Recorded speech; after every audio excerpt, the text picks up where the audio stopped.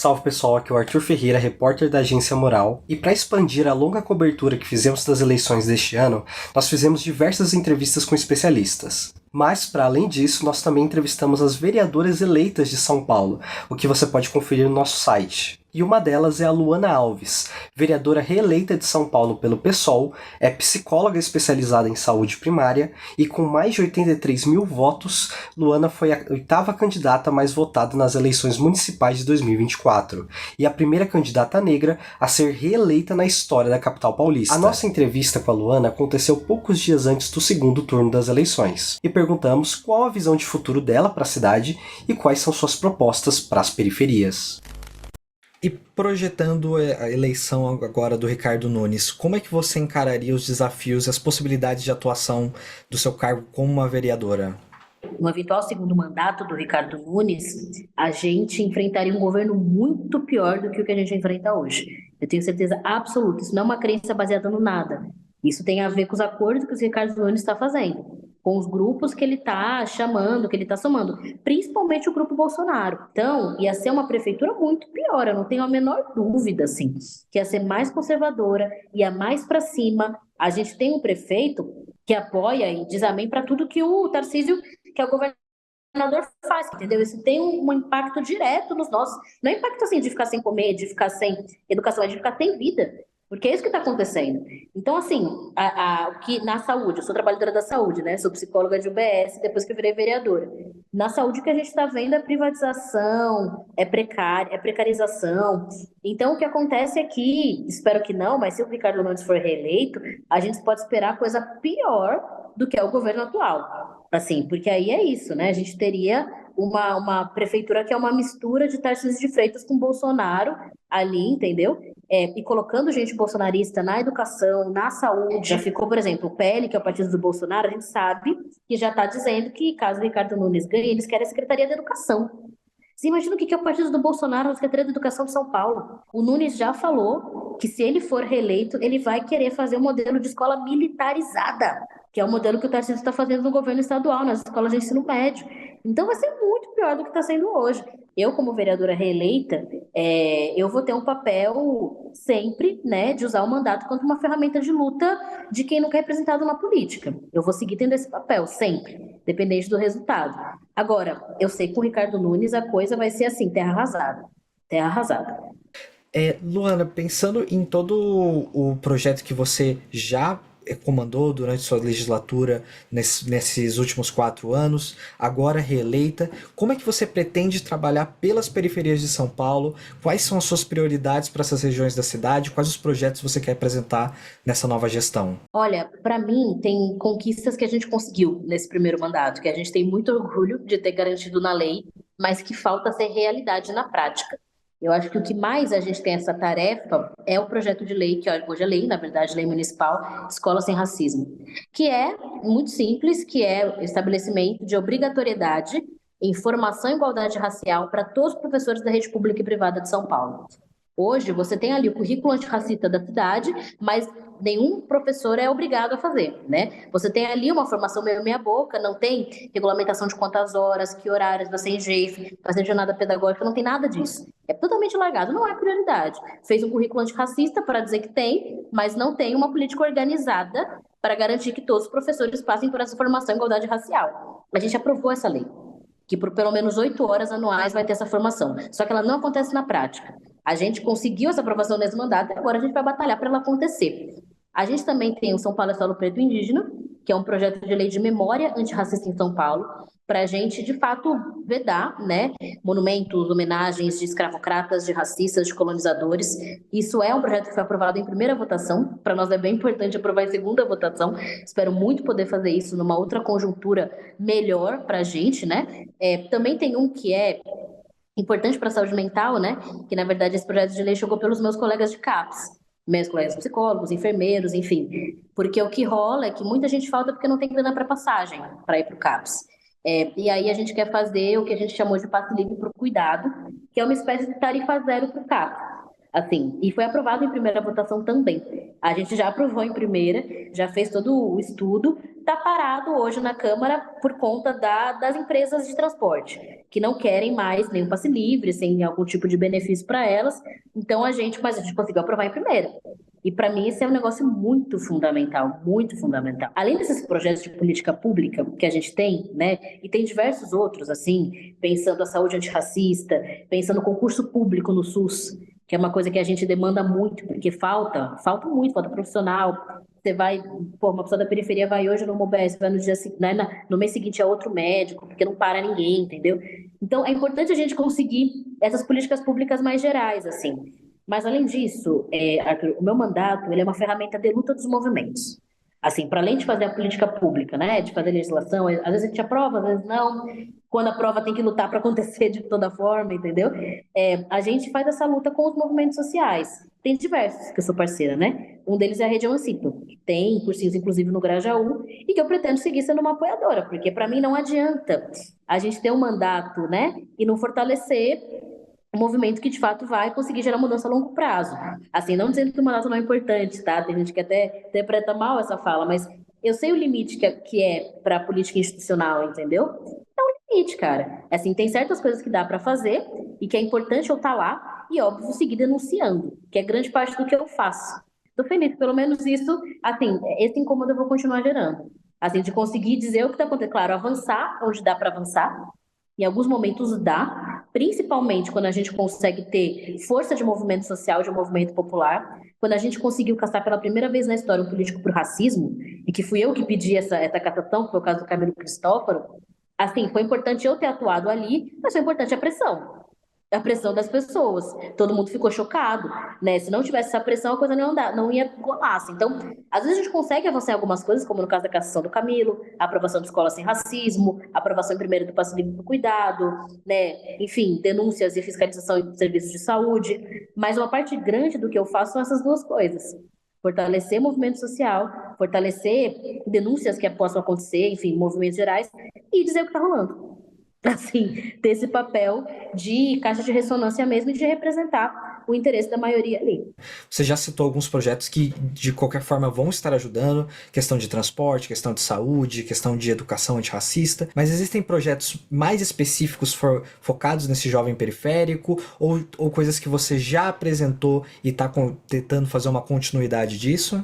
Olha, eu vou falar de dois projetos que eu apresentei, que a gente já está trabalhando e que tem a ver com isso, além do fortalecimento dos movimentos sociais, né, cursinho popular, etc.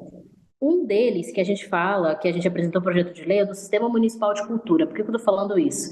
Porque tem muito artista jovem de quebrada e que tem esse sonho, que tem esse talento e que vai, mas que não tem incentivo nenhum. Não consegue se organizar para um edital, nem sabe como é que abre um MEI, um CNPJ, totalmente fora da realidade e fica de fora, né? Fica de fora de qualquer tipo de benefício público, né? Benefício de direito público, né? Pensando principalmente no setor da cultura.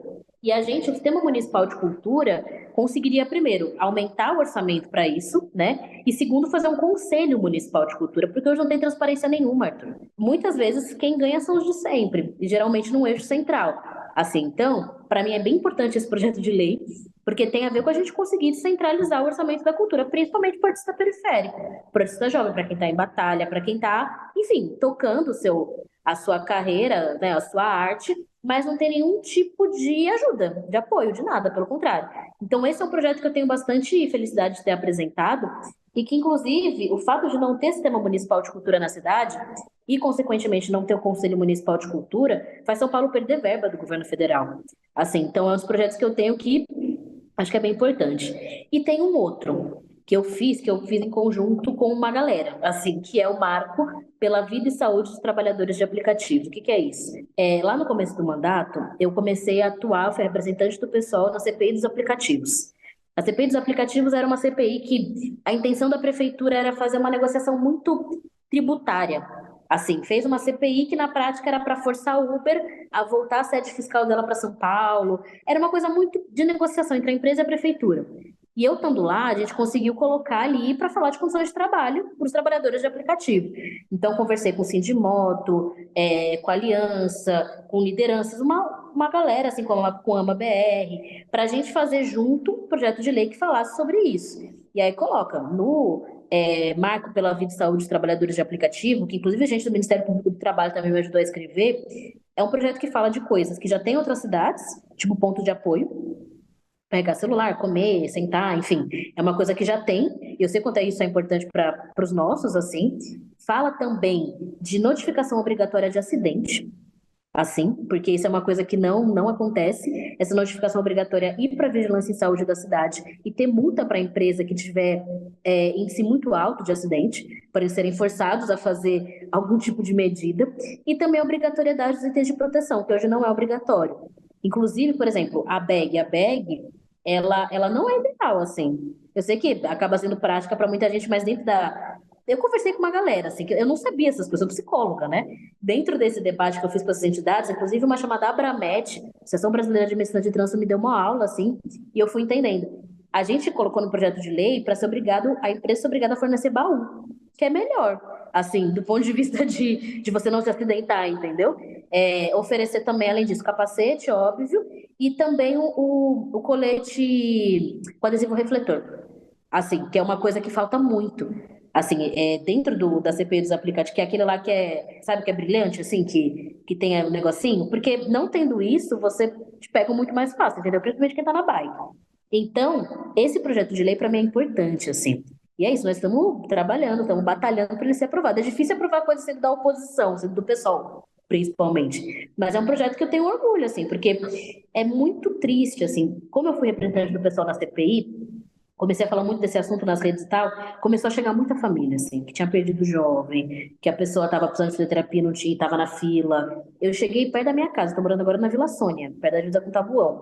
Assim, perto da minha casa, durante a CPI, um menino perdeu a vida na Corifeu, que é ali no Butantã, perto de onde eu moro. Ele tinha, assim, um menino, assim, tinha acabado de ser pai, 17, 18 anos, estava na bike, né? iFood é isso, perdeu a vida e não estava com nenhum desses itens. Não estava nem com o capacete, nem com adesivo, com a colete com adesivo refletor, entendeu? E tava de bag. E claro que assim, ele podia não ter, podia ter morrido do mesmo jeito, mas podia não ter, entendeu? Assim, então é muita gente que perde a vida nisso. Então, é um dos projetos que eu tenho, que eu acho que é importante, assim, sabe? Da gente conseguir fortalecer.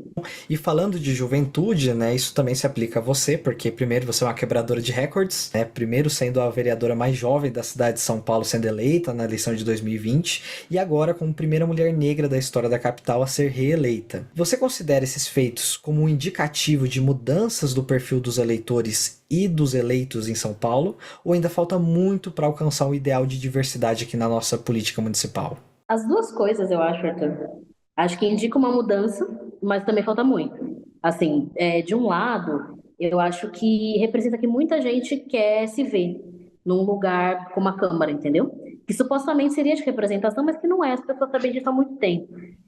Eu sempre falo, né, quando às vezes me perguntam assim, mulheres pretas estão entrando na política, não é verdade, assim, as mulheres pretas sempre tiveram na política, mas quase nunca tiveram como figura pública, quase nunca tiveram como a deputada, a vereadora, a candidata. Normalmente o esquema que se faz é os mesmos caras de sempre, nascido em berço de ouro, nascido já numa elite, tem esquemas, né, que conseguem garantir apoio de lideranças populares para conseguir se eleger. É sério mesmo, assim, essa é a história comum, a gente sabe como é que é. Mulheres pretas que são do movimento, associação de bairro, ou mesmo de moradia, de saúde, né? E que às vezes são essas mulheres que garantem a sobrevivência. É um exército de mulheres sem nome, saca? A gente sabe disso. E que vão garantir que não tem criança passando fome, que não tem criança que vai ficar sozinha em casa, que vão dar um jeito, entendeu? Sempre tem uma Dona Maria. E é uma liderança política. E tem que ser vista dessa forma, entendeu? Porque é. Só que é isso, nunca é colocada num lugar de poder dos grandes partidos, entendeu? E mesmo mulheres jovens, enfim. E aí o que acontece é que esses caras às vezes se aproveitam de uma necessidade ali imediata, né, para conseguir ter os seus esquemas eleitorais. Então, na política a gente sempre teve, assim, só que não de uma forma muita, né, com muita dificuldade. Agora, muita gente quer se ver nesse lugar, quer se ver no panfleto, entendeu? Na propaganda da TV. Isso é muito importante. E esse é um sentimento, aí eu me colocando, né? Eu sou uma mulher preta socialista, sou de esquerda. Sim, sou 100%, acho que o capitalismo não serve assim, mas eu acho que grande parte da esquerda, às vezes, não sacou algumas coisas, assim, né? Que precisa a gente ter essa força antirracista e colocar o porquê que a gente é isso. né? Colocar qual que é a nossa posição, né? Porque só ser representatividade pela representatividade também dá distorção. Assim, a gente já está vendo que a direita já está se adiantando aqui também. Assim, colocando uma mulherada, umas mulheres pretas, entendeu? Para eles controlarem, para não questionar, por exemplo, uma privatização da Sabesp, para não, para assinar embaixo de tirar câmera de policial. Mas essas mulheres estão sendo eleitas, assim. Isso está rolando. Então a gente também tem que se ligar e a gente adiantar e fortalecer as mulheres, principalmente quem se vê, talvez não de esquerda, mas minimamente acha que tem uma visão progressista e tal. E Luana, quais são os principais desafios para a gente ter mais jovens periféricos ocupando espaços políticos? Porque essa população ainda precisa alcançar esse espaço. E como é que você vê esse processo? Algo que já está em andamento? Falta muito? Quais são os desafios que se impõem nos dias de hoje? Olha, são vários. Eu acho que talvez o mais importante é do estrutural mesmo, assim. Tá muito difícil o mundo do trabalho, o mundo capitalista que a gente está vivendo hoje. Assim, tá mais pesado, as pessoas estão trabalhando mais, estão se ralando, estão se esfolando, né? Não é à toa que a gente está tendo muita gente que, assim, tá adiando o projeto de, sei lá, formar família, entendeu? Porque, meu, as pessoas estão tendo que ralar muito para ter o básico, assim. Mais até do que até pouco tempo atrás, assim. Mesmo quem conseguiu acessar o ensino superior tá ralando muito. Então, existe uma dificuldade mesmo de você conseguir pensar coisas além da sua sobrevivência imediata. Imagina assim, você está tentando, mais uma mãe jovem, você está tentando garantir, assim, as coisas para a semana que vem, entendeu? Não necessariamente você vai. Às vezes não é nenhuma visão conservadora, é só porque você não tem como pensar nessas coisas, porque você está tendo que cuidar do básico, né? Então, isso acho que é o principal problema. Acho que tem um problema de comunicação, que a gente tem também, né? Porque às vezes eu acho que a gente se comunica mal ainda, né? A gente vê, pô, vê o que que foi o Marçal, é assustador, entendeu? Ele tem uma linguagem que pega, né? Que pega e fala as ideias mais bizarras que você pode imaginar, mas se comunica muito bem. Então, são coisas que a gente tem que encarar, assim, conseguir avançar, porque senão a gente vai ficar muito para trás.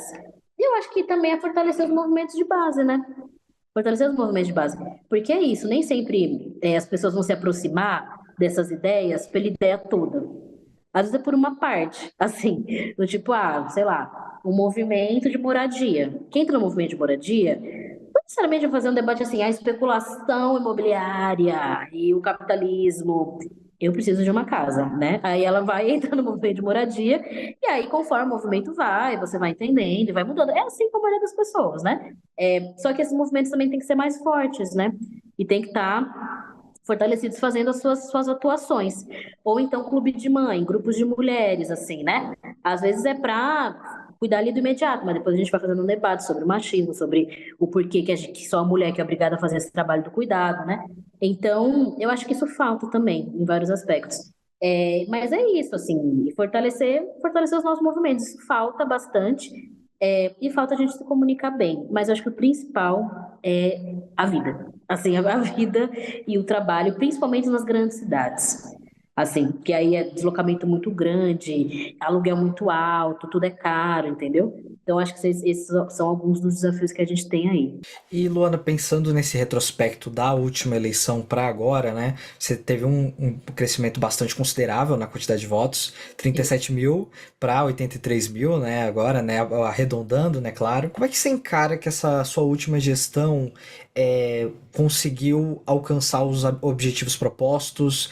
Você entende que teve um reflexo muito imediato das suas atitudes na sua legislatura? Como é que você vê esse desempenho na gestão anterior refletido nessas eleições de agora? Olha, primeiro eu fiquei muito feliz com a votação, com os 83 mil votos. Para nós é uma honra, de verdade, é uma alegria, porque é muito difícil reeleger uma mulher preta, como você sabe, ainda mais de esquerda. Mas eu acho que tem a ver justamente com a gente ser um mandato que escolheu ser uma trincheira de luta. Assim, né? Então a gente não só ficou desenvolvendo políticas públicas para pôr no papel, a gente fez isso também, mas a gente conseguiu se conectar com as lutas, né? E também fazer luta, porque a gente já fazia, assim, todo mundo que é do meu mandato não nasceu assessor, entendeu? São pessoas que são de luta, são de movimento, não tem uma formação, você não tem uma faculdade para você fazer isso, né? Claro que muitos são, gestão de políticas públicas, não estou desfazendo não, gente, quem estuda cientificamente isso. Mas tem uma trajetória também de luta, seja na assistência social, na saúde, no antirracismo, na educação popular, na luta das mulheres, então, na luta ambiental, na luta de bairro. Então tem esse ônus de você ser da oposição, entendeu? É difícil crescer, sabe? Tem sempre barreira pesadíssima. Mas, por outro lado, eu não tô presa para fazer certas críticas. Não tô presa. Eu consigo estar junto na luta com as pessoas que precisam melhorar uma UPA, melhorar uma escola. Aí elas vão contar com uma vereadora que não tem rabo preso. Aí eu vou para cima, assim. Então tem isso, entendeu? Então tem esses aspectos, sem contar que eu acho que tem uma coisa que é importante, que a gente procura, né? A gente não é maravilhoso, Superman, Supermulher, mas a gente tenta não ter medo e entrar de cabeça nas coisas novas. E pensando nesse período, eu analisando seu trabalho, pesquisando sobre, vi que tem, que nem você disse, teve muita defesa do SUS, de saúde pública, defesa de população negra e periférica, questão também das mulheres, da população LGBT. E pensando nessas pautas, que não necessariamente são novidade, né, no debate público, mas que nem sempre são defendidas como deveriam ser, né? Como é que Uhum. você vê, Luana, essas pautas sendo tratadas hoje na Câmara Municipal? Elas têm uma abertura maior? Essa defesa de minorias tem sido mais prioritária ou não? Como é que você identifica isso nos dias de hoje da política municipal de São Paulo? Não, não têm sido defendidas. Não têm sido defendidas. Têm sido atacadas profundamente, principalmente pelos setores mais bolsonaristas, assim, que usam como bandeira de luta a opressão contra os nossos, assim. Imagina, o vereador mais votado de São Paulo, lamentavelmente, tinha como principal bandeira contra banheiro unissex, coisa que nem existe, entendeu? Nos equipamentos públicos de São Paulo tem, em lugares privados. Então, assim, é isso, a principal bandeira do cara é essa. Então, assim, o negócio não é tão fácil, assim, tem muito ataque, de verdade. Para algumas pautas, especificamente a luta LGBT, tem muito enfrentamento. Por um lado, tem ataque conservador, neofascista. Por outro lado, tem instrumentalização desse setor mais centrão, entendeu? É muita instrumentalização, muita. De tentar se aproximar de movimentos, até principalmente da cultura, do samba, do funk, do hip hop, para tentar fortalecer candidaturas da direita, com base no toma lá da cá, com base na grana, né? E aí fazer uma coisa mais estética, né? De contra-opressão, mas fica no superficial, entendeu? Você vai ver, pergunta pro cara aqui de direita que diz que tá apoiando o samba tal, o que que ele acha sobre câmera em policial, que é uma pauta diretamente ligada ao interesse do povo preto. O que que ele pensa de cotas raciais? Assim, então é isso. Então tem esses dois movimentos, assim. E outro ponto importante, né, para o futuro da cidade, né, eu acho que vai ser cada vez mais pautado nessas eleições e dado os últimos casos de questão de problemas com quedas de árvores, questão de falta de energia, se você mesmo já falou das discussões sobre privatização de Sabesp e outros tópicos também, que é a questão climática. Como é que você identifica isso na sua futura legislatura? É uma coisa que você já tem projetos pensados, leis que você já quer dar andamento para a cidade? Como é que a gente faz uma São Paulo com mais justiça climática? Olha, eu acho que vai ser um dos pontos mais fundamentais para a próxima legislatura, sem dúvida, por uma questão de colapso climático, assim, eu acho que vai ser um assunto que vai dominar todos os outros, assim. A gente já tem projeto de lei nesse sentido, né, que é um projeto de lei de preparar São Paulo para uma mudança climática, né, envolvendo aí áreas verdes, envolvendo reestatização da Sabesp. Essa é uma das coisas que eu mais penso, assim. É muito provável que a gente vai ter uma crise hídrica no próximo período. Muito provável. Já está acontecendo na periferia. Zona Norte, que é mais alto, né? Ali a Serra da Cantareira, esquece, as pessoas já estão sem água. E a tendência é isso aprofundar agora. Imagina isso numa empresa privatizada, que vai responder aos interesses de quem paga mais e ponto, entendeu? Então é isso que vai acontecer. É muito grave. A gente também tem abaixo-assinado pela reestatização da energia elétrica em São Paulo. Claro que é difícil fazer isso via Câmara Municipal, mas a gente está levantando a bola, levantando a pauta, até para colocar como uma bandeira mesmo, assim, sabe? Porque não dá para você ficar fora do nosso horizonte, né? Tem que falar disso, é urgente, assim, urgente. Então a gente tem projeto de lei nesse sentido. A gente também toma bastante cuidado para pensar uma cidade de São Paulo que consiga juntar os interesses ambientais e os sociais juntos. Por que eu estou dizendo isso? Porque a gestão Ricardo Nunes, especificamente, é uma linha dele, do Ricardo Nunes, usa a pauta ambiental para tentar fazer higienizações na periferia. Usar essa desculpa para tentar tirar comunidades de beira da represa, principalmente na Sul, onde ele mais faz isso. Assim, a partir da pauta ambiental, tentar tirar gente de certos lugares, assim, né? Às vezes comunidades consolidadas há décadas. Com a desculpa de fazer o parque tal, e esse parque tal vai sair sabe quando, entendeu? Então, é isso que a gente pensa bastante. E contar muito com as pessoas, assim, né? As pessoas, assim, a população, principalmente da periferia, que eu mais vejo que tem visão ambiental. Assim, que mais tem visão de cuidado e tal. Então, a gente tem que contar muito com isso, assim. E preparar a cidade de São Paulo. O colapso vai ser muito pesado, vai faltar água. Assim, então a gente tem que, na minha opinião, é importante falar de estatização da Sabesp. Muito importante. A prefeitura cobrar que não só seja feito fornecimento, mas cobrar tarifa social na cidade de São Paulo. Hoje, a tarifa social é abaixo em São Paulo do número de pessoas que têm direito, entendeu? Então, se X pessoas em São Paulo têm direito à tarifa social, que quem tem o CadÚnico, por exemplo, ou quem tem determinada faixa salarial, tá baixo. Então, muita gente tem direito e não tem, porque você tem que pedir. Não é automático, entendeu? Você tem que fazer uma solicitação. Então, isso tem que ser algo que a prefeitura tem que ajudar. E sem contar a questão ambiental, né? É importante, muito importante ter áreas verdes. Pensar a questão da poda é muito fundamental, muito mesmo, né? Mas, claro, tem que ter árvore. Tem que ter árvore. Muito, assim. Uma das coisas que eu tô tendo medo é uma galera que tá com muito medo da incompetência da Enel e da prefeitura, que não faz poda direito de árvore, a árvore ficar doente, falando, eu não quero mais árvore na minha calçada.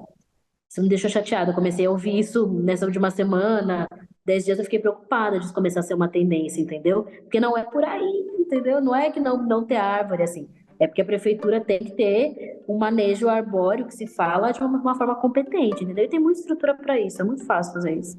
Não é, assim, é o arroz com feijão, de qualquer gestão. Não é um grande projeto, assim, a zeladoria, é o básico. Luana, primeiramente, muito obrigado, né, por todo esse tempo que você cedeu, as respostas, por, né, parar um pouco para falar com a gente e tomara que a gente tenha uma cidade mais, com mais justiça climática e com outras pautas sendo muito bem defendidas agora nessa próxima gestão. Eu queria agradecer vocês, Agência Mural, gosto muito do trabalho de vocês. E falar que contem comigo, contem com o mandato, falar para também todo o público que o bom de ter um mandato que não tem rabo preso é que a gente não tem rabo preso, então a gente pode acolher todo tipo de denúncia, fortalecer os movimentos que tem a ver com uma luta antirracista, com uma luta das periferias, com uma luta de mulheres, de pessoas LGBT. Então contem muito comigo e fiscalizem, acompanhem o que eu faço.